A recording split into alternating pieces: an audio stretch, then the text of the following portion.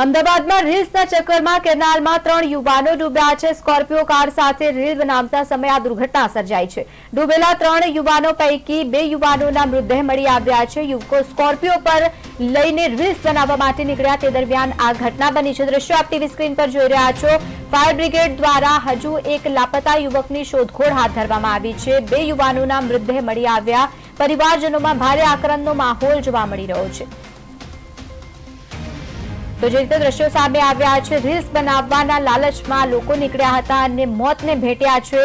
ડૂબેલા 3 યુવાનો પૈકી 2 લોકોના મોતના સમાચાર સામે આવ્યા છે। મૃતદેહ મળી આવ્યા છે। સમગ્ર મામલે પોલીસે કાર્યવાહી હાથ ધરી છે। પરિવારજનોમાં શોકનો માહોલ જોવા મળી રહ્યો છે। યુવકો દ્વારા કાર લઈને રીલ્સ બનાવવા નીકળ્યા હતા અને તે જ દરમિયાન આ ઘટના બની હોવાની માહિતી સામે આવી છે। ફાયર બ્રિગેડ દ્વારા હજુ પણ લાપતા એક યુવકની શોધખોળ હાથ ધરવામાં આવી।